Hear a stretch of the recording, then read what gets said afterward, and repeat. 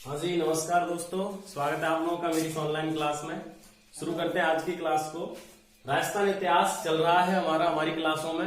अगर राजस्थान इतिहास की बात करें तो सभ्यताओं, शिलालेख, प्रशस्तियां, सिक्कों से लेकर के इतिहासों में रियासतों में हम चल रहे हैं। अगर रियासतों में तो हम मेवाड़ रियासत का अध्ययन कर चुके हैं, जोधपुर रियासत, बीकानेर रियासत का अध्ययन कर चुके हैं, गुर्जर प्रतिहार वंश का अध्ययन कर चुके हैं और उसके बाद हमने चौहान वंश के बारे में पढ़ा, जिसमें हमने सांवर, अजमेर के चौहान, रणथंभौर और जालौर के चौहानों के बारे में अध्ययन किया है। आज से जो हमारी क्लास रहेगी वो कछवा वंश के बारे में रहेगी। कछवा वंश का जो आधिपत्य रहा है वो आमेर के आसपास के क्षेत्र में रहा है। इसका मतलब आज से हम आमेर रियासत के बारे में अध्ययन करेंगे। किसके बारे में अध्ययन करेंगे? आमेर रियासत के बारे में। अगर आप मेरी क्लास पर नए हैं तो मेरे चैनल को शेयर करें, सब्सक्राइब करें और दोस्तों तक इसे पहुंचाएं, जिससे मोटिवेट होते रहे और कक्षाओं का लाभ, जितनी भी क्लासें हैं उनका लाभ स्टूडेंट्स को मिलता रहे। कछवा वंश की बात करते हैं।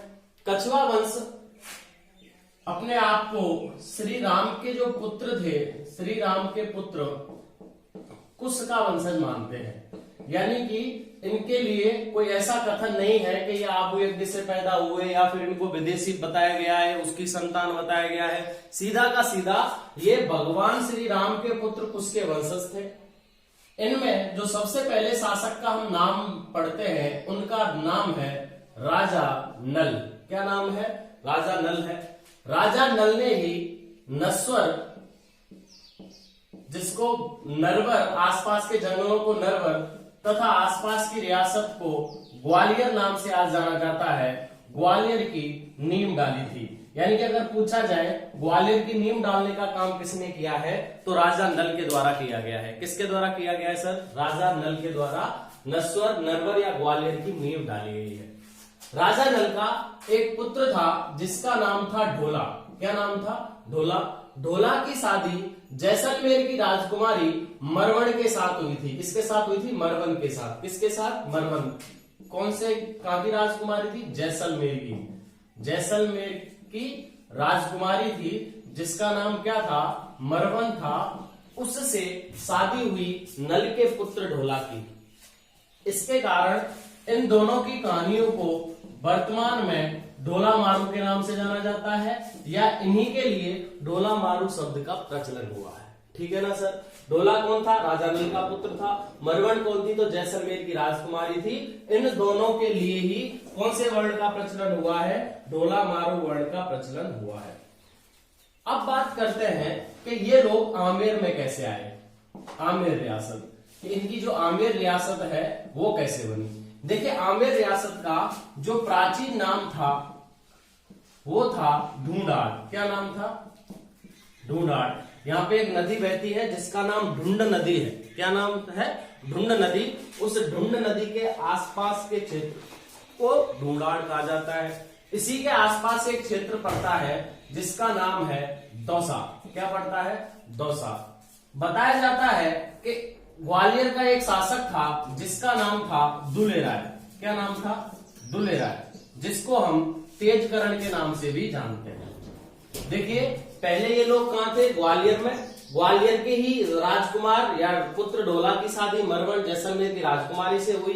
फिर ये आमेर में कैसे आए, अब हम उसके बारे में चर्चा कर रहे हैं। तो दौसा में सबसे पहले दुले राय या तेजकरण ने आक्रमण किया। किसने आक्रमण किया? दुले राय ने। दुले राय को और किस नाम से जाना जाता है साहब? तेजकरण नाम से जाना जाता है। कहां आक्रमण किया इसने? दौसा पर। कहां आक्रमण किया इसने? दौसा पर। उस समय दौसा पर जो शासन था वो वड़ गुर्जरों का था। किसका था? वड़ गुर्जरों का।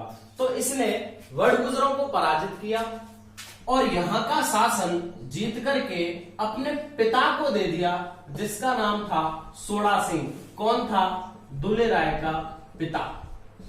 कौन था सर? दुले राय का पिता। देखिए, बेटे ने जीता वड़गुजरों को हरा करके।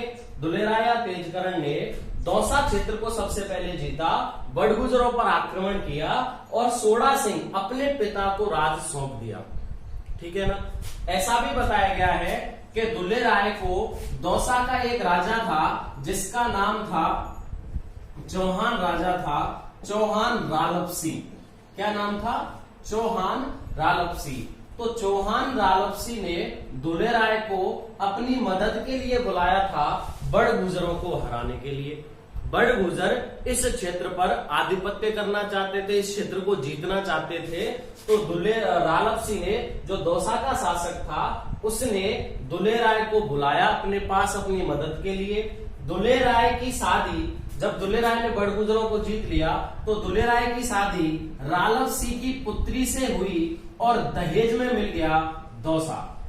दहेज में मिला दौसा, ऐसा भी माना जाता है। तो हमने दोनों लाइनें पढ़ ली कि दौसा दहेज में मिला था दुल्हे राय को। किसने दिया था? तो चौहान नरेश था, रालपसी उसने दिया था। और अगर अगली लाइन भी आ जाती है क्वेश्चन में कि दुल्हे राय ने किसको पराजित किया था दौसा में, तो बड़गुजरों को पराजित किया था। और यहाँ का शासन वो किसे दे गया था? दुल्हे राय को। किसको दे गया था? दुल्हे राय को, सॉरी सोडा सिंह को। किसको दे गया था? दुल्हे राय सोडा सिंह को शासन दे गया था अपने पिता को।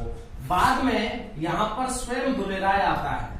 पिता की मृत्यु के बाद दुल्हे राय यहाँ पर शासन करता है और दौसा से अपनी राजधानी ले जाता है जमवा रामगढ़। कहाँ ले जाता है? जमवा रामगढ़, वर्तमान में जयपुर में पड़ता है। वहां पर यह एक माता का मंदिर बनवाता है जिसे जमवाय माता कहते हैं। क्या कहते हैं? जमवाय माता। जमवाय माता कछवा वंश की इष्ट देवी है, कुल देवी है। तो जमवाय माता का मंदिर कौन बनवाता है? दुल्हे राय जमवाय रामगढ़ में बनवाता है और जमवाय रामगढ़ को राजधानी बना लेता है दूसरी। पहली राजधानी याद रखना दौसा रही, पहला इनका शासन कहाँ रहा? दौसा। और दूसरी राजधानी दुल्हे राय ने किसको बनाया? जमवाय रामगढ़ को। किसका मंदिर बनवा के? जमवाय माता का मंदिर बनवा के। देखिए दो जगह पहुंच गए हैं। उसके वंशज थे, ग्वालियर में थे। ग्वालियर से दुल्हे राय आया, दौसा में रालपसी चौहान की मदद की, उसकी पुत्री से शादी की, दहेज में दौसा मिल गया। किनको हराने में मदद की थी? बड़गुजरों को हराने में। सीधी सी बात है। शासन पिता को सौंप गया, यानी कि यहाँ पर इसका पिता आधिपत्य कर रहा था। इसका पिता की मृत्यु के बाद स्वयं ग्वालियर से आ जाता है, स्वयं यहीं पर शासन करता है। यहाँ से दौसा से ये अपनी राजधानी जमवाय रामगढ़ ले जाता है, क्योंकि वहां पे जमवाय माता का मंदिर बनवाता है। जमवाय माता इनकी इष्ट देवी है। और दूसरी राजधानी किसको बनाता है? ये जमवाय रामगढ़ को। कौन है? दुल्हे राय। कौन है सर? दुल्हे राय। दुल्हे राय का पौत्र था जिसका नाम था कोकिलदेव। चलिए मैं भी लिख देता हूं। दुल्हे राय का पौत्र, ये तो इसकी राजधानी हो गई। अब इधर आ जाइए। दुल्हे राय का पौत्र था जिसका नाम था साहब कोकिलदेव। क्या नाम था? कोकिलदेव। कोकिलदेव क्या करता है? भट्टो मीणा को पराजित कर देता है। और भट्टो मीणा था आमेर का। कहां का था साहब? आमेर का। और आमेर को राजधानी बनाता है। आमेर को राजधानी बनाता है। कौन बनाता है? कोकिलदेव। अब पहुंच गए ये आमेर। कहां पहुंच गए? आमेर। देखो इनका 3 जगह शासन हो गया। पहले दौसा में थे, दुल्हे राय ने दूसरी राजधानी जमवाय रामगढ़ को बनाया। और दुल्हे राय का पुत्र था जिसका नाम था कोकिलदेव। कोकिलदेव ने हराया किसको? आमेर के भट्टो मीणा को हराया। मीणा को हरा करके आमेर पर अधिकार कर लिया। किस पर अधिकार कर लिया? आमेर पर। अब इनकी राजधानी क्या है? आमेर है। अब इनकी राजधानी क्या है? आमेर। तो राजधानी 3 हो गई। दोबारा हम हर चीज को समझते जाएंगे, एक एक शब्द को, एक एक शासक के बारे में कहीं भी कोई भी पुस्तक में कोई लाइन दे रखी है, हम उसके बारे में पढ़ते चले जाएंगे। दौसा बनाया था, दुल्हे राय ने जीता। फिर दुल्हे राय ने शासन दे दिया अपने पिता सोडा सिंह को। फिर दुल्हे राय वापस आया ग्वालियर से। दुल्हे राय ने जमवाय रामगढ़ को जीता, जमवाय रामगढ़ को राजधानी बनाया, जमवाय माता का मंदिर वहां पे बनवाया। फिर इसका पुत्र था कोकिलदेव। क्या नाम था सर उसका? कोकिलदेव। और फिर कोकिलदेव ने भट्टो मीणा को हरा करके आमेर को जीता। और इनका कहां पर इतिहास शुरू हो गया? आमेर में। तो सबसे पहला क्वेश्चन ये बन जाता है कि आमेर को भट्टो मीणा से जीतने वाला व्यक्ति कौन था? तो उसका नाम था सर कोकिलदेव। क्या नाम था? कोकिलदेव। देखिए इसके बाद एक राजदेव नाम का शासक इनमें आता है। कौन आता है? राजदेव नाम का शासक आता है। राजदेव ने कदली महल का निर्माण करवाया था। बहुत अच्छा क्वेश्चन है, याद रखना। राजदेव का क्वेश्चन पूछा जाता है। कदली महल का निर्माण करवाया था 1237 ईस्वी में। कब करवाया था इसने? 1237 ईस्वी में कदली महल का निर्माण करवाया था। ये कदली महल वर्तमान के आमेर महल के अंदर है, आमेर महल के अंदर है। और बताया जाता है कि राजदेव के बाद जितने भी शासकों का राज्याभिषेक हुआ है तो वो कहाँ होता है, कदली महल में।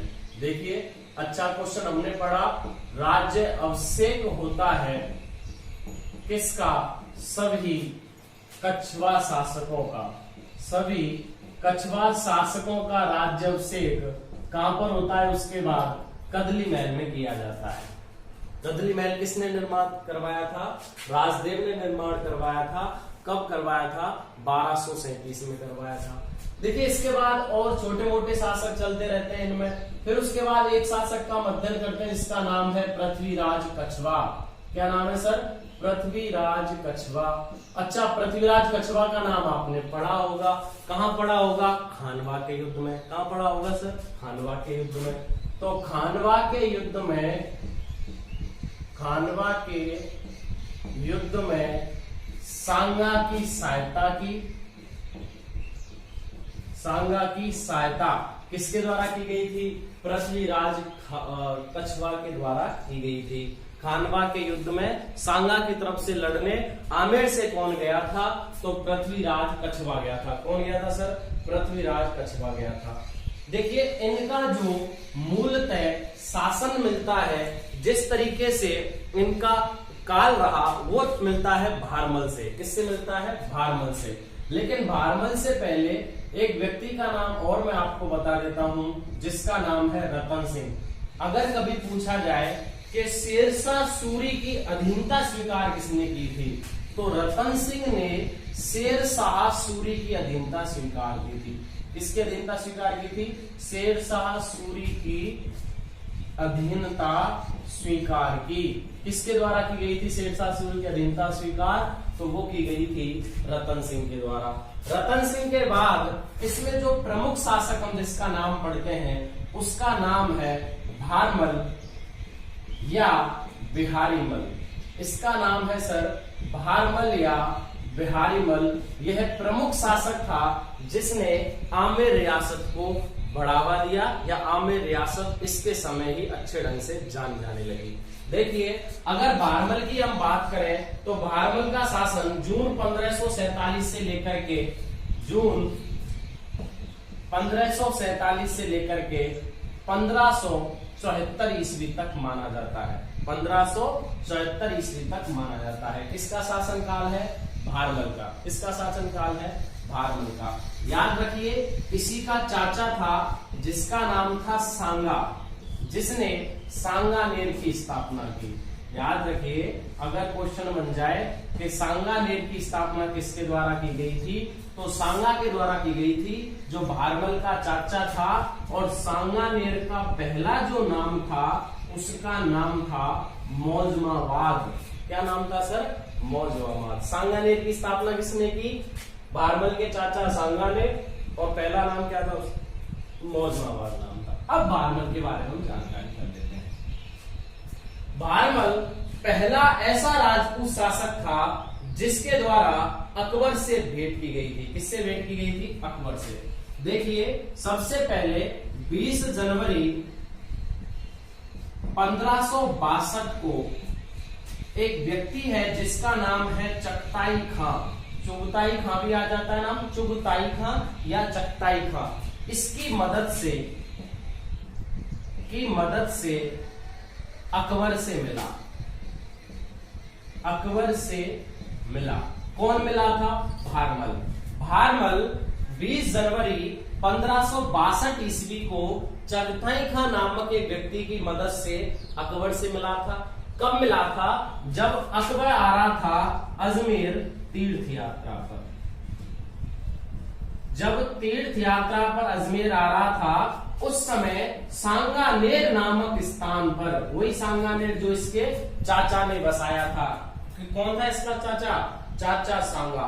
सांगानेर नामक स्थान पर चगताई खां की मदद से जब अकबर अजमेर में तीर्थ यात्रा करने जा रहा था, उस समय इस बंदे ने भेंट की थी किससे, अकबर से, भारमल ने। भारमल ने अपनी पुत्री का विवाह 6 फरवरी 1562 को भारमल ने अपनी पुत्री का विवाह 6 फरवरी 1562 को अकबर से कर दिया, जिनका नाम हरकाबाई हम पढ़ते हैं, जिनका नाम योद्धाबाई हम पढ़ते हैं, योद्धाबाई भी इनका नाम कहीं कहीं दिया हुआ है, जिनका नाम हम जोधाबाई भी पढ़ते हैं, ठीक है ना, जिनका नाम क्या पढ़ते हैं, जोधाबाई पढ़ते हैं। और इन्हीं को मरियम उस जमानी की उपाधि, मरियम उस जमानी की उपाधि दी गई, किसके द्वारा, इनके बेटे के द्वारा, जिसका नाम था सलीम, जो बाद में जहांगीर के नाम से शासक बना। मरियम उस जमाने की उपाधि सलीम यानी कि इसके पुत्र के द्वारा, जो हरकाबाई और अकबर दोनों का पुत्र था, उसका नाम था सलीम या जहांगीर, जिसने अपनी मां को मरियम उस जमाने की उपाधि दी। इनकी शादी 6 फरवरी 1562 को राजा भारमल ने करवाई थी, जिनको हम हरकाबाई के नाम से जानते हैं, योद्धाबाई के नाम से जानते हैं, जोधाबाई के नाम से जानते हैं, मानवती भी हम इन्हीं को कहते हैं, मानवती भी हम किनको कहते हैं, जोधाबाई को भी कहा जाता है। तो 6 फरवरी 1562 को इनकी शादी की गई। बताया जाता है कि अकबर ने जो नागौर दरबार लगवाया था, याद है आपको, नागौर दरबार के बारे में हर बार क्वेश्चन आता है। नागौर दरबार वो दरबार है जिसमें लगभग राजस्थान के जितने भी राजपूताना के शासक थे, उन सब लोगों ने संधि करती थी। राजा चंद्रसेन को छोड़कर के, रामचंद्र सेन जो मारवाड़ जोधपुर के थे, और महाराणा उदय सिंह को छोड़ करके, जो राणा प्रताप के पिता थे, उन्होंने छोड़ के सभी राजपूत शासकों ने संधि कर ली थी। वह नागौर दरबार किसकी मदद से लगाया गया था, भारमल की मदद से लगाया गया था। भारमल की सहायता से नागौर दरबार लगाया गया। कहां लगाया गया था, नागौर में लगाया गया था, शुक्र तालाब में लगाया गया था। कब लगाया गया था, तो 3 नवंबर 1570 को। इसकी डेट हम हर बार पढ़ चुके हैं, याद रखना, अच्छा क्वेश्चन है, कई बार पेपर में बन जाता है कि 3 नवंबर 1570 को नागौर दरबार किस शासक की सहायता से लगाया गया था, तो आमेर के शासक भारमल की सहायता से नागौर दरबार लगाया गया था। नागौर दरबार के बाद ही अकबर ने भारमल को अमीर उल उमरा, याद रखना, अमीर उल उमरा, अमीर उल उमरा की उपाधि इसको दी गई, एवं राजा की उपाधि, राजा की उपाधि किसने दी, अकबर ने। किसने दी, अकबर ने। याद रखना, अकबर ने अमीर उल उमरा एवं राजा की उपाधि भारमल को दी थी। भारमल को बिहारीमल भी कहते हैं। जून 1547 में शासक बना, 74 ईस्वी तक रहा। चाचा सांगानेर की स्थापना करवाई, जिसे मौजमाबाद कहा गया था।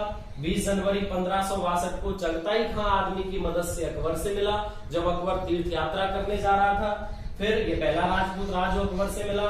6 फरवरी 1562 को इसने अपनी पुत्री हरकाबाई, योद्धाबाई, जोधाबाई, मानवती, शाहीबाई उसकी शादी करवाई, जिससे सलीम या जहांगीर का जन्म हुआ। सलीम ने अपनी माता को मरियम उस जमानी की उपाधि दी। 3 नवंबर 1570 को नागौर दरबार जो लगाया गया था वो भारमल की सहायता से लगाया गया था, और भारमल को अकबर के द्वारा अमीर उल उमरा एवं राजा की उपाधियों से विभूषित किया गया था। भारमल के बाद जो शासक बनता है उसका नाम है राजा भगवंत दास। क्या नाम है, राजा भगवंत दास। चलिए पढ़ते हैं, स्क्रीनशॉट ले लीजिए, आप साथ नोट्स बनाते चलिए, जो सबसे बेस्ट है। मैं जो भी लाइन बोल रहा हूं कुछ में लिखता नहीं हूं, बोल देता हूं, तो उन चीजों को भी आप ध्यान से सुनते हुए नोट्सों में जरूर कन्वर्ट करते चलिए, नोट्स बनाते चलिए, जिससे आपकी जो पढ़ाई है वो, ये जो पढ़ाई मेरे द्वारा जो क्लास ली गई है वो स्थिर रह जाएगी आपके साथ। ठीक है ना सर। चलिए अगले शासक के बारे में अध्ययन करते हैं। उसका नाम है राजा भगवंत दास। देखिए, राजा भगवंत दास, इनकी मृत्यु के बाद 1574 में शासन बनते हैं और 1589 तक शासन करते हैं। 1574 से लेकर के 1589 ईस्वी तक ये शासन करते हैं। इनका जो राज्याभिषेक होता है वो 28 जनवरी 1574 को होता है। कब होता है?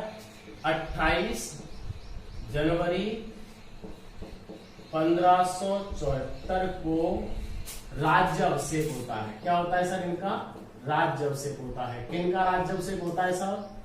राजा भगवंत दास का। राजा भगवंत दास वो है जो अपनी पुत्री की शादी कर देते हैं किसके साथ? सलीम के साथ। 13 फरवरी 1585 को, 13 फरवरी 1585 85 को अपनी पुत्री जिनको हम मानबाई के नाम से जानते हैं, देखिए उनका नाम था मानवती। उनका नाम क्या था? मानवती। और इनका नाम क्या था? मानबाई। पुत्री मानबाई का विवाह सलीम से, किससे करते हैं? सलीम से। सलीम अभी शासक नहीं बना है, सलीम से शादी की जाती है। कब की जाती है? 13 फरवरी 1585 को अपनी पुत्री मानबाई का विवाह सलीम से कर देते हैं। कौन कर देते हैं? राजा भगवंत दास। राजा भगवंत दास का एक पुत्र है जिनका नाम है मानसिंह। क्या नाम है? मानसिंह। याद रखना, इनके बारे में अभी इनसे आगे अध्ययन करेंगे। ये प्रमुख शासक हैं। अभी इसलिए बता रहा हूं कि ये ऐसे थे जो अपने बचपन काल में ही अकबर की सेना में चले गए थे, यानी कि अकबर की सेवा में अपने बचपन काल में ही चले गए थे। कौन? मानसिंह। जो किसके पुत्र थे? राजा भगवंत दास के। बताते हैं कि राजा भगवंत दास और मानसिंह दोनों ने रणथंभौर अभियान में भाग लिया था। जब अकबर ने रणथंभौर अभियान किया था तो रणथंभौर अभियान में भाग लिया। इसलिए मैं आपको ये लाइन यहाँ पे बता रहा हूं क्योंकि ये बात राजा मानसिंह के शासक बनने से पहले की है, जब इन्होंने राजा भगवंत दास अपने पिता के साथ भाग लिया था रणथंभौर अभियान में, जब अकबर ने रणथंभौर अभियान किया था। भगवंत दास ने अपनी पुत्री का विवाह कर दिया। पुत्री का नाम क्या है? मानबाई। किससे विवाह किया इन्होंने? सलीम से। सलीम ने इनको सुल्तान ए निस्सा की उपाधि दी। मानबाई को लिख देता हूं, मानबाई की उपाधि थी सुल्तान ए निस्सान। सुल्तान ए निस्सान जो उपाधि है वो किसको दी गई है? मानबाई को दी गई है। मानबाई और सलीम से जो पुत्र पैदा हुआ उसका नाम था खुसरो। क्या नाम था? खुसरो था। उसका नाम क्या था? खुसरो था। बताया जाता है कि सलीम का विद्रोह करता है, खुसरो भी करता है और खुर्रम भी करता है। खुर्रम शाहजहां, खुसरो अलग शासक है, अलग पुत्र है। किसका? सलीम का।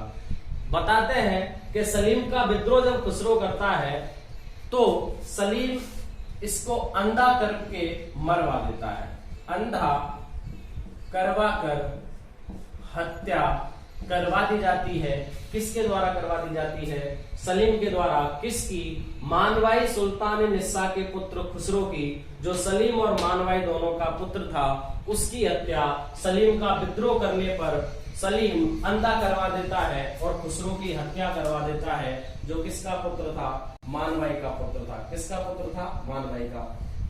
इनको अकबर के द्वारा 5000 का मनसब दिया गया था। 5000 का मनसबदार इनको बनाया गया था। किसको बनाया गया था? राजा भगवंत दास को। राजा भगवंत दास की मृत्यु लाहौर में हो जाती है। कहां हो जाती है? लाहौर में हो जाती है। और इनकी मृत्यु जब 1589 में लाहौर को होती है, उस समय मानसिंह बिहार में था। मानसिंह कहां था? बिहार में था। किस समय? मृत्यु के समय। क्लियर है? सीधी सी बात है। भगवंत दास की मृत्यु लाहौर में होती है। उस समय अकबर की तरफ से मानसिंह बिहार को जीतने गया था। किसको जीतने गया था? बिहार को। तो जब मानसिंह बिहार में था तो भगवंत दास की मृत्यु के बाद शासक कौन बनेगा? मानसिंह। तो मानसिंह का पहला राज्याभिषेक हुआ पटना में, और पटना कहां पड़ता है? बिहार में। 15 दिसंबर 1589 को इसकी जब मृत्यु हुई तो पटना में राज्याभिषेक हुआ। पटना में राज्याभिषेक हुआ। किसका? मानसिंह का। किसका राज्याभिषेक हुआ? मानसिंह का। बाद में इनका राज्याभिषेक हुआ था आमेर में। कहां हुआ था? आमेर में। और आपको पता है ना आमेर में राजअभिषेक कहाँ होते थे? कदली महल में। कदली महल का निर्माण किसने करवाया था? राजदेव ने। कब करवाया था? 1237। क्लियर है सर? 15 दिसंबर 1589 को पटना बिहार में राज्याभिषेक होता है। बाद में इनका राज्याभिषेक होता है आमेर में। जब इनके बाप भगवंत दास की मृत्यु हुई तो उस समय ये कहां थे? बिहार में गए थे अकबर की तरफ से लड़ने, और भगवंत दास की मृत्यु कहां हुई थी? लाहौर में। तो ये पहले ऐसे शासक हैं आमेर रियासत के जिनकी मृत्यु बाहर हुई। राजस्थान से बाहर जिनकी मृत्यु हुई उनका नाम क्या था? राजा। और आएंगे मृत्यु, लेकिन सबसे पहले ऐसे शासक हैं। अब हम बात करते हैं मानसिंह। क्लियर है ना सर? मानसिंह बड़े शासक रहे हैं। अब शासक बन गया मानसिंह, और मानसिंह का जो शासन काल है वो 1589 ईस्वी, कब? जब उनका राज्याभिषेक हो गया था पटना में, तब से लेकर के 1614 ईस्वी तक माना जाता है। या है माना क्या जाता है? 1614 ईस्वी तक ये रहे। तो ये किसकी सेवा में रहे? अकबर की सेवा में। और अकबर की सेवा के बाद किसकी सेवा में रहे? सलीम की सेवा में। 1605 ईस्वी में अकबर की मृत्यु हो जाती है, तो 1605 से लेकर के 1614 तक किसकी सेवा में रहे? सलीम की सेवा में। उससे पहले किसकी सेवा में रहे थे? ये अकबर की सेवा में रहे थे। अब हम मानसिंह के बारे में चर्चा कर लेते हैं। मानसिंह प्रमुख शासक था जो अकबर का था। अकबर ने इसे 7000 का मनसब 7000 का मनसब किसने दिया? अकबर ने। इसके पिता को कितने हजार का मनसब था? 5000 का। लेकिन इनको कितने हजार का मनसब मिला? 7000 का। ऐसा भी बताते हैं कि यह अकबर के नवरत्नों में शामिल थे। नवरत्नों में शामिल कौन थे? मानसिंह। और मानसिंह किसके पुत्र थे? भगवंत दास को, और शासक के थे आमेर के। अकबर ने इनको राजा एवं फर्जंद की उपाधि धारण की। राजा एवं फर्जंद की उपाधि किसके द्वारा दी गई थी? अकबर के द्वारा दी गई थी। किसको दी गई थी? मानसिंह को। याद रखना, किसने दी? अकबर ने। ऐसे ही क्वेश्चन अधिकतर आगे किसने दी? तो किसने दी थी? अकबर ने दी थी। राजा एवं फर्जंद की उपाधि इनको धारण की। ये बंगाल अभियान पर गए थे। कौन से अभियान पर गए थे? बंगाल अभियान पर। अब देखिए बंगाल अभियान के दौरान क्या हुआ इनके साथ। बंगाल अभियान पर ये 1602 ईस्वी में गए। 1602 ईस्वी में इन्होंने केदार को हराया था। किसको हराया था? केदार को। केदार कहां का था? बंगाल का। केदार कहां का था? बंगाल का। बंगाल अभियान में इन्होंने 1602 में केदार सिंह को हराया, जिसमें इनके 2 पुत्रों की मृत्यु हुई। 2 पुत्रों की मृत्यु। कितने पुत्रों की? 2। क्या नाम था? एक का नाम था दुर्जन सिंह और दूसरे का नाम था हिम्मत सिंह। अगर क्वेश्चन बन जाता है कि कितने पुत्रों की मृत्यु बंगाल अभियान के दौरान इसके की हो गई थी, तो वो पुत्र कितने थे? 2 पुत्र थे। कितने पुत्र थे? 2। एक का नाम क्या है सर? दुर्जन सिंह है, और दूसरे का नाम क्या है? हिम्मत सिंह है। बंगाल अभियान के दौरान केदार को हरा करके इन्होंने वहां से शिला माता की मूर्ति को लिया। शिला माता की मूर्ति लाकर आमेर में मंदिर बनवाया था। शिला माता का मंदिर आमेर में किसके द्वारा बनवाया गया है? मानसिंह के द्वारा बनवाया गया है। मानसिंह बंगाल में केदार को हरा करके शिला माता की मूर्ति को आमेर लेकर के आए, और यहाँ इन्होंने आमेर में शिला माता का मंदिर बनवाया था। इन्होंने बंगाल में एक नगर बसाया अकबर के नाम से, जिसे अकबर नगर कहा गया। बंगाल में कौन सा नगर बसाया था? अकबर नगर। अकबर नगर बसाया था। कहां बसाया था? बंगाल में बसाया था। और बिहार में, जब ये बिहार थे तो बिहार में इन्होंने मानपुर नगर बसाया था। बिहार में कौन सा नगर बसाया? मानपुर। देखिए दोनों नगरों का नाम हो गया। मानपुर नगर बसाया बिहार में मानसिंह ने, और अकबर नगर बसाया कहां? बंगाल में। किसके द्वारा बसाया गया था? महाराजा मानसिंह के द्वारा बसाया गया था। चलिए मिटा देते हैं, मानसिंह के लिए जगह नहीं है, मानसिंह बड़े शासक हैं। चलिए इसको मिटा देते हैं, इधर हम मानसिंह के बारे में पढ़ लेते हैं, जिससे आप स्क्रीनशॉट लें तो समझ जाएं। ये नीचे का है। अब इससे हम आगे की बात करते हैं। मानसिंह की पत्नी थी जिसका नाम था कंकावती या कनकावती, बात एक ही है। कंकावती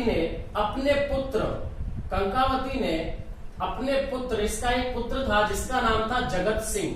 क्या नाम था? जगत सिंह। बताया जाता है कि इनकी मृत्यु बाल्यकाल में ही हो गई थी जगत सिंह की। दो पुत्र तो दुर्जन सिंह और हिम्मत सिंह कहां मर गए? बंगाल अभियान में। और एक इनका पुत्र था, इनकी रानी थी कनकावती, उनका पुत्र था जगत सिंह, उसकी मृत्यु हो जाती है। तो जगत मंदिर का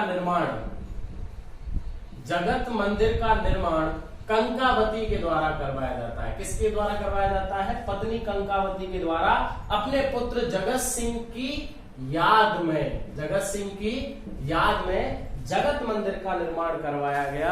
जगत मंदिर की मूर्ति जो है वो कृष्ण के बाल रूप की, भगवान श्री कृष्ण के बाल रूप की मूर्ति है, जो काले पत्थर की है। कैसे पत्थर की है? काले पत्थर। जब हम मंदिरों के बारे में पढ़ेंगे, राजस्थान की कला संस्कृति का अध्ययन करेंगे, तब मैं आपको इसके बारे में, मंदिर की कलाओं के बारे में आपको तब बताऊंगा। ठीक है, तो पत्नी कंकावती ने अपने पुत्र जगत सिंह की याद में कौन से मंदिर का निर्माण करवाया था? जगत मंदिर का निर्माण करवाया था। देखिए इन्होंने वृंदावन में, खुद मानसिंह ने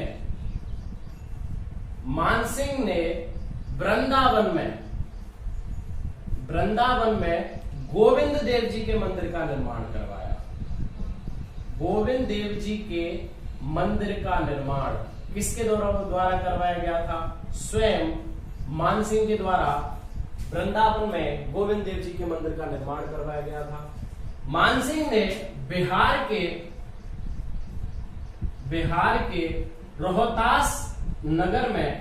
रोहतासगढ़ में महल बनवाया था। किसने बनवाया था? मानसिंह ने बनवाया था। बिहार के रोहतासगढ़ में महल बनवाए थे इन्होंने, जो बिहार में रोहतासगढ़ है। इन्होंने आमेर महलों का निर्माण करवाया था। आमेर महलों के निर्माण का श्रेय भी किसको जाता है? मानसिंह को जाता है। किसको जाता है? मानसिंह को।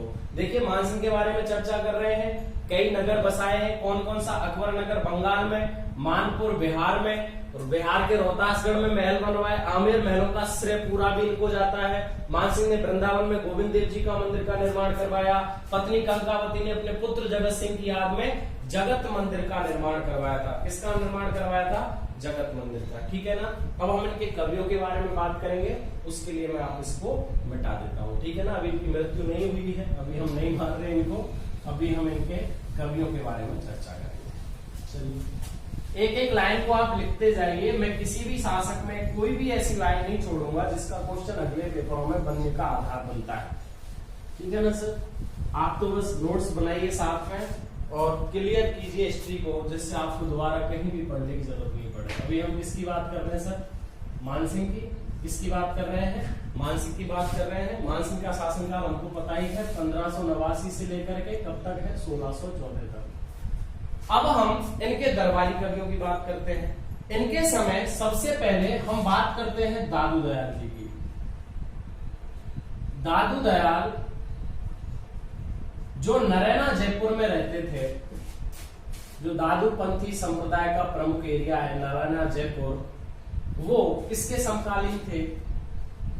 मानसिंह के। किसके समकालीन थे? मानसिंह के। अगर हम दादू दयाल जी के बारे में जब संस्कृति में पढ़ेंगे तो हम बताऊंगा ऐसे कवि थे जो किससे मिले? अकबर से, जिन्होंने अकबर से भेंट की। और इनको क्या कहा जाता है? राजस्थान का कबीर। क्या कहा जाता है इनको सर? राजस्थान का कबीर कहा जाता है। किसको कहा जाता है? दादू दयाल। किसके समकालीन थे? राजा मानसिंह के समकालीन थे। इनके समय पुंडरीक विट्ठल थे। इनके समय पुंडरीक विट्ठल थे। पुंडरीक विट्ठल प्रमुख ऐसे कवि हैं मानसिंह के समय जिन्होंने 5 प्रकाशों की रचना की, यानी कि 5 पुस्तकों की रचना की, जिसमें राग मंजरी,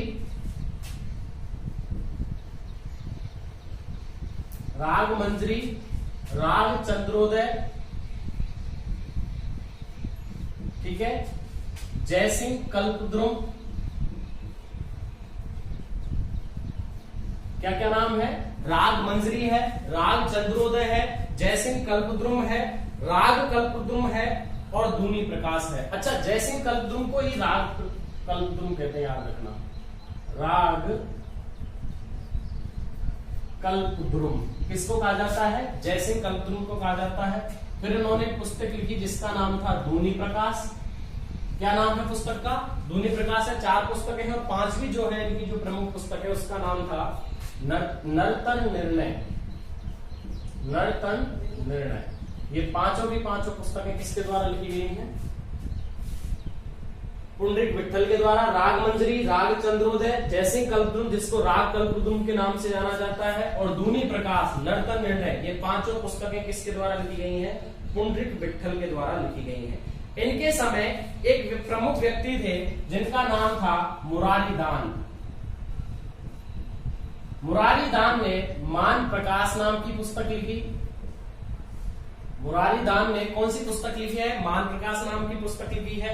जगन्नाथ थे जिन्होंने मानसिंह कीर्ति मुक्तावली लिखी है। मानसिंह कीर्ति मुक्तावली किसके द्वारा लिखी गई है? जगन्नाथ के द्वारा, मानसिंह के लिए। मान प्रकाश, मुरारीदान मानसिंह के समय लिखी गई, मानसिंह के लिए।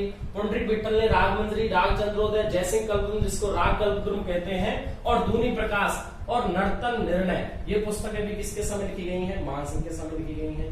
मानसिंह के समय दलपत राज थे। मानसिंह के समय दलपत राज थे जिन्होंने प्रमुख पुस्तकें पवन पश्चिम और पत्र प्रशस्ति एवं पवन पश्चिम, इन दोनों पुस्तकों की रचना की।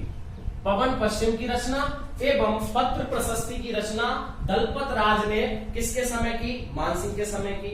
इनके दरबारी कवि थे। दरबारी कवि और थे जिनको दो नाम है। एक का नाम है हरिदास जी और एक का नाम है सुंदरदास जी। तो सुंदरदास जी और हरिदास जी किसके समकालीन थे? मानसिंह के। दलपत राज मानसिंह के, जगन्नाथ मानसिंह के, मुरारीदान मानसिंह के, और पुंडरीक विट्ठल भी किसके समकालीन थे? मानसिंह के समकालीन थे। याद रखिए इनकी मृत्यु 6 जुलाई, मानसिंह की 6 जुलाई 1614 को हो जाती है।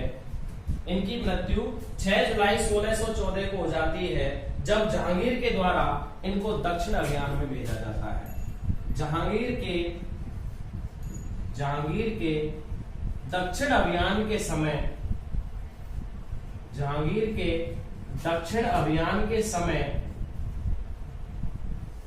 इनकी मृत्यु एलिचपुर एक जगह है जो महाराष्ट्र में पड़ती है, एलिचपुर महाराष्ट्र में हो जाती है। महाराष्ट्र में हो जाती है। किनकी मृत्यु हो जाती है एलिचपुर महाराष्ट्र में? मानसिंह की मृत्यु किसके दक्षिण अभियान में गए थे? जहांगीर के। क्योंकि 1605 में जब अकबर की मृत्यु हो जाती है तो उसके बाद सलीम यानी कि जहांगीर शासक बनता है और इनकी मृत्यु जहांगीर के ही उसमें दक्षिण अभियान में 6 जुलाई 1614 को एलिचपुर एक जगह पड़ती है महाराष्ट्र में, वहां जाकर के हो जाती है। मानसिंह की मृत्यु के बाद एक शासक बनते जिनका नाम है भाव सिंह, जो इनके भाई थे। भाव सिंह जो इनके भाई थे, जिनका शासनकाल 1614 से लेकर के 1621 ईस्वी तक रहता है। और इसके बाद शासक बनते हैं मिर्जा राजा जयसिंह। कौन शासक बनते हैं? मिर्जा राजा जयसिंह। चलिए इसे मिटा देते हैं, फिर हम मिर्जा राजा जयसिंह के बारे में। तो हमने पहले राजा मानसिंह के शासनकाल में जो प्रमुख घटनाएं घटी उनके बारे में चर्चा की। इन्होंने कौन कौन से मंदिर, गोविंद देव जी का मंदिर बनवाया, शिला माता का मंदिर बनवाया, आमेर महल का श्रेय इनको दिया जाता है। रोहतासगढ़ बिहार में महल जो बने हुए हैं उनका श्रेय भी इनको दिया जाता है। मानपुर नगर बसाया इन्होंने बिहार में। बंगाल में अकबर नगर इन्होंने बसाया था। रणथंबोर अभियान में अपने पिता भगवंत दास के साथ अकबर की तरफ से इन्होंने सहयोग किया था। जब इनके पिता की मृत्यु हुई उस समय ये पटना बिहार में थे। इनकी रानी कनकावती ने जगत मंदिर बनवाया है। इनके समय जो प्रमुख व्यक्ति थे उनमें दादू दयाल है ना, दादू दयाल थे, मुरारी दाल थे, दलपत राज थे, सुंदरदास थे, हरिदास थे। ये इनके समय प्रमुख दरबारी कवि रहे। क्लियर है? दादू दयाल को क्या कहा जाता है? राजस्थान का कबीर कहा जाता है। पहले ऐसे शासक थे, शासक नहीं, पहले ऐसे संत थे राजस्थानी जिनकी भेंट अकबर से हुई थी। किससे हुई थी? अकबर से। बाल सिंह शासक बनते हैं 5 वर्ष के लिए 1614 से लेकर के 1621 तक, और उसके बाद शासक बनते हैं जय सिंह। कौन बनते हैं? जय सिंह प्रथम शासक बनते हैं, और जय सिंह प्रथम का शासन 1621 से लेकर के 1667 ईस्वी तक चलता है। 67 ईस्वी तक चलता है। किसका शासन है? जय सिंह प्रथम का। किसका शासन है? जय सिंह प्रथम का है। अब हम जय सिंह के बारे में बात करते हैं। तो जय सिंह भाव सिंह और दमयंती नाम के रानी थी, उनके पुत्र थे। याद रखिए किसके पुत्र थे? चलिए लिख देते हैं हम, भाव सिंह व दमयंती के पुत्र। भाव सिंह या दमयंती के पुत्र थे। क्या नाम है इनका? जय सिंह है। देखिए जय सिंह को 1638 में एक अभियान में भेजा गया, गांधार अभियान। गंधार कहां पड़ता है आपको पता है? अफगानिस्तान में पड़ता है गंधार अभियान में ये गए, 1638 में गए। वहां की विशेषताओं के कारण, वहां जो इन्होंने काम किया उसके कारण मिर्जा की उपाधि दी, मिर्जा राजा की उपाधि दी गई थी इनको। मिर्जा राजा की उपाधि किसके द्वारा दी गई थी? शाहजहां के द्वारा। किसके द्वारा दी गई थी? शाहजहां के द्वारा। शाहजहां के द्वारा जय सिंह को मिर्जा राजा की उपाधि 1638 में जो गंधार अभियान में इन्होंने काम किए उसके लिए इनको मिर्जा राजा की उपाधि दी गई। आमेर रियासत का स्वर्ण काल, आमेर रियासत का जो स्वर्ण काल है वो किस शासक के काल को कहा जाता है? जय सिंह प्रथम के शासक काल को कहा जाता है, जिनको मिर्जा राजा जय सिंह के नाम से जाना जाता है। इन्होंने प्रमुख महलों का निर्माण करवाया, जिनमें जयगढ़, जिसे विजयगढ़ी दुर्ग कहते हैं, विजयगढ़ी दुर्ग कहते हैं, जिसमें जयवाड़ तोप का नाम निर्माण भी इनके द्वारा करवाया गया। जिनमें जयगढ़ में एक प्रेक्षागृह है जिसे कठपुतली घर कहते हैं, कठपुतली घर का निर्माण किसके द्वारा करवाया गया? ये सब निर्माण मिर्जा राजा जय सिंह के द्वारा। जयगढ़ विजयगढ़ी दुर्ग का निर्माण, उसमें जयवाड़ तोप रखी उनका निर्माण, और उसमें एक प्रेक्षागृह है जो जयगढ़ दुर्ग में बना हुआ प्रेक्षागृह, जिसको कठपुतली घर के नाम से जाना जाता है, उसका निर्माण भी किसके द्वारा करवाया गया था? जय सिंह के द्वारा करवाया गया था। जय सिंह ने औरंगाबाद महाराष्ट्र में एक नगर बसाया जिसे जयसिंहपुरा कहा जाता है। जयसिंहपुरा नगर बसाया था। कहां बसाया था? तो औरंगाबाद में बसाया था। और औरंगाबाद कहां है सर? महाराष्ट्र में है। औरंगाबाद महाराष्ट्र में इन्होंने एक नगर बसाया जिसे जयसिंहपुरा के नाम से जाना जाता है। मिर्जा राजा जयसिंह के द्वारा बसाया गया था। मिर्जा राजा जयसिंह के दरबारी कवि थे जिनको बिहारी के नाम से जाना जाता है। दरबारी कवि बिहारी। बिहारी ने एक पुस्तक लिखी है, बिहारी सतसई नाम की पुस्तक लिखी है, जो कौन सी भाषा में है? हिंदी में। और किस रूप में है? दोहा रूप में है। और क्या है इसकी विशेषता? तो ये है कि जब बिहारी जो दरबारी कवि थे, एक एक इनके दोहे पर एक एक सोने की मोहर दी जाती थी, एक एक स्वर्ण मोहर दी जाती थी, एक एक दोहे पर दी जाती थी। किसको दी जाती थी? बिहारी को दी जाती थी। कौन देता था? मिर्जा राजा जयसिंह देता था। तो क्वेश्चन बन जाता है कैसे, कौन से कवि हैं जिनके एक एक दोहे पर मिर्जा राजा जयसिंह के द्वारा जिनको स्वर्ण मोहर दी जाती थी? तो उनका नाम क्या है? बिहारी है। क्या नाम है? बिहारी। आप ये लाइन लिख लेना जो मैंने अभी बोली है। देखिए इन्हीं की मदद से आपको याद होगा, हमने मारवाड़ रियासत पढ़ी थी, और मारवाड़ में एक शासक था जिसका नाम था जसवंत सिंह, जिसने औरंगजेब का विरोध किया था। किसका विरोध किया था? औरंगजेब का। आपको पता है कि अगर हम 1621 से 1667 ईस्वी की हम बात करें तो 1659 ईस्वी में ही दोराई के युद्ध में और 1658 धर्मत के युद्ध में, धर्मत और दोराई उन दोनों के युद्ध में शाही सेना को पराजित करके औरंगजेब शासक बन जाता है। वैसे तो उसकी मृत्यु होती है 1668 में, शाहजहां की कैद हुआ होता है, लेकिन वो शासक तो 1659 में ही बन जाता है ना। कौन? औरंगजेब। कौन? औरंगजेब। तो औरंगजेब और मारवाड़ का जसवंत सिंह, जिसने ये कहा था कि औरंगजेब एक मंदिर तोड़ेगा मैं 100 मस्जिदें तोड़ूंगा, जो औरंगजेब का विरोधी था, जिसने शाही सेना का पक्ष लिया था जब औरंगजेब और दारा सिकोह में युद्ध चल रहा था औरंगजेब को शासक बनते समय। तो मारवाड़ के जसवंत सिंह व औरंगजेब के मध्य संधि करवाई थी इसने। औरंगजेब के मध्य संधि, जब औरंगजेब जीत जाता है तो औरंगजेब मारवाड़ के जसवंत सिंह का विरोध करता है, तो जसवंत सिंह के मध्य और औरंगजेब के मध्य संधि करवाने का काम जब किसी व्यक्ति ने किया तो उनका नाम है मिर्जा राजा जयसिंह। क्या नाम है? मिर्जा राजा जयसिंह। याद रखना, औरंगजेब ने इनको एक नाम दे रखा था जिसका नाम था बनवा। औरंगजेब इनको बनवा कहकर के पुकारता था। क्या कहकर के पुकारता? बनवा कहकर पुकारता था। ठीक है ना? याद रखना। कौन था? औरंगजेब। क्या कहता था मिर्जा राजा जयसिंह को? बनवा कहता था। क्या कहता था? बनवा कहता था। औरंगजेब ने इन्हें दक्षिण अभियान में भेजा। कौन से अभियान में भेजा? दक्षिण अभियान। याद रखिए, औरंगजेब ने इनको दक्षिण अभियान में भेजा था जहां इन्होंने तूफानी लड़ाइयां लड़ी। कहा जाता है कि तूफानी लड़ाइयां, ये क्वेश्चन बना हुआ है कि तूफानी लड़ाइयां किसके द्वारा लड़ी गई थी दक्षिण में? तो मिर्जा राजा जयसिंह के द्वारा लड़ी गई थी। इन्हीं के पक्ष से, इन्हीं के दबाव में आकर के मराठा शिवाजी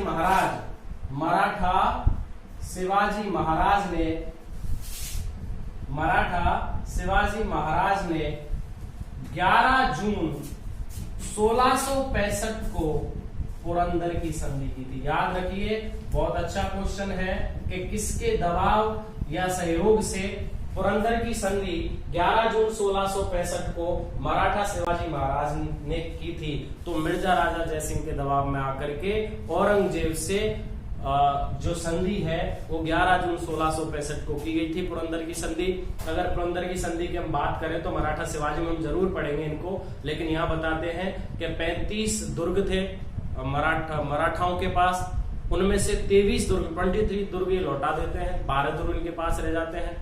शिवाजी महाराज स्वयं मना कर देते हैं सभा में, दरबार में जाने के लिए। उनके स्थान पर उनके पुत्र को संभाजी को भेजा जाता है, लेकिन उसमें यह भी होता है कि अगर औरंगजेब निमंत्रित करेगा मराठा शिवाजी को तो उनको जाना पड़ेगा। ठीक है ना? और मुगलों का अधिकार हो जाता है एक तरीके से मराठाओं पर। इस समय लगभग पूरा अधिकार नहीं बोल सकते, लेकिन मुगलों की अधीनता स्वीकार कर लेते हैं लगभग। कौन? शिवाजी महाराज। कब? 11 जून 1665 को पुरंदर की संधि होती है। कौन करवाता है? मिर्जा राजा जयसिंह करवाता है। कौन करवाता है? मिर्जा राजा जयसिंह करवाता है। याद रखिए, मिर्जा राजा ने दक्षिण में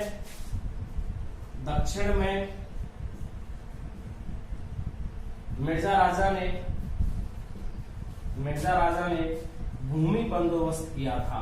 भूमि बंदोबस्त का मतलब है उन्होंने वहां पर भूमि को जो कर लिया जाता है उसका भी इन्होंने वहन किया था, भूमि कर भी इन्होंने लिया था, जिससे भूमि बंदोबस्त के नाम से जाना जाता है। किसके द्वारा लिया गया था? मिर्जा राजा जयसिंह के द्वारा लिया गया था। किसके द्वारा लिया गया था? मिर्जा राजा जयसिंह। मिर्जा राजा जयसिंह की मृत्यु बुरहानपुर एमपी में हो जाती है। कहाँ हो जाती है? बुरहानपुर एमपी में। चलो यहां लिख देता हूं, मिर्जा राजा जयसिंह मृत्यु, इनकी जो मृत्यु है वो बुरहानपुर में हो जाती है। और बुरहानपुर कहाँ है? एमपी में है। बुरहानपुर कहाँ है? एमपी में है। बुरहानपुर एमपी में इनकी मृत्यु हो जाती है 2 जुलाई 1667 ईस्वी को। 2 जुलाई 1667 ईस्वी को इनकी मृत्यु बुरहानपुर एमपी में हो जाती है। बताया जाता है औरंगजेब जहर दिलवा देता है। औरंगजेब जहर दिलवा देता है। औरंगजेब जहर दिलवा देता है किसको? मिर्जा राजा जयसिंह को। वो मिर्जा राजा जयसिंह जिसने औरंगजेब को दक्षिण अभियान में समर्थ करने के लिए अपना पूरा समर्थन दिया, और दक्षिण अभियान में अगर जीत सका थोड़ा बहुत भी औरंगजेब, तो मिर्जा राजा जयसिंह की वजह से ही जीत सका, जिसको ही मृत्यु के समय, मतलब मृत्यु होती है मिर्जा राजा जयसिंह की, तो औरंगजेब ही जहर दिलवाता है। मृत्यु हो जाती है बुरहानपुर एमपी में 2 जुलाई 1667 को, लेकिन कहीं कहीं है डेट 28 अगस्त 1667 भी दी हुई है। मुख्यतः से सही कौन सी है? 2 जुलाई 1667। कौन सी सही है? 2 जुलाई 1667। इनको जहर दिया जाता है 2 जुलाई 1667 को, इनकी मृत्यु हो जाती है 2 जुलाई 1667 को। तो 28 अगस्त 1667 को आप भूल ही जाओ। इनकी मृत्यु कब होती है? 2 जुलाई 1667 को होती है। किसकी? मिर्जा राजा जयसिंह की। किसकी मृत्यु हो जाती है? मिर्जा राजा जयसिंह की मृत्यु हो जाती है। मिर्जा राजा जयसिंह के बाद राम सिंह शासक बनते हैं। इनके बाद जो शासक बनते हैं उनका नाम क्या है? राम सिंह है। मैं इनको यहाँ इसलिए बता रहा हूँ कि इनके काल के बारे में कुछ अधिक दे नहीं रखा है। ये 1667 से लेकर के 82 तक 1667 से लेकर के 82 तक शासक बनते हैं। उस समय पूरा आधिपत्य लगभग औरंगजेब का था। किसका था? औरंगजेब का। इसके बाद जो शासक बनते हैं उनका नाम है बिशन सिंह। क्या नाम है? बिशन सिंह, जो 1682 से लेकर के 1699 तक शासक बनते हैं। ठीक है ना। और इसके बाद जो शासक बनते हैं उनका नाम है जयसिंह द्वितीय, जो बिशन सिंह के पुत्र थे। किसके पुत्र थे? बिशन सिंह के पुत्र थे, जो जयसिंह द्वितीय शासक बनते हैं। तो आज की जो क्लास रही उसमें हमने आमेर रियासत को शुरू किया। राजा नल के द्वारा ग्वालियर से यह कछवा वंश शुरू हुआ, जो दुलेराय तेजकरण के रूप में राजस्थान में प्रवेश करके आया, जिसने दुलेराय तेजकरण ने पहले दौसा को जीता, फिर जंबारामगढ़ को जीता, फिर कोकिल देव ने भट्टो मीणा को हरा करके आमेर को जीता और यह आमेर रियासत बन गई। फिर आमेर रियासत में भारमल आए, भारमल के बाद भगवंत दास के बाद मान सिंह आए, और मान सिंह के बाद जिस हमने प्रमुख शासक के बारे में अध्ययन किया उनका नाम था मिर्जा राजा जयसिंह प्रथम। तो अब हम जिनकी बात करेंगे अगली क्लास में, जिनके बारे में पढ़ेंगे, उनका नाम है सवाई जयसिंह द्वितीय, जो जयसिंह द्वितीय थे जिनको सवाई की उपाधि दी गई थी औरंगजेब के द्वारा। तो आज के लिए इतना ही। अगली क्लास में पढ़ेंगे हम कल। अगर आपको मेरी क्लासेस पसंद आ रही हैं तो मेरे चैनल को आप शेयर करें, सब्सक्राइब करें और दोस्तों तक इसे पहुंचाएं। तब तक के लिए thank you so much everyone. Thank you sir.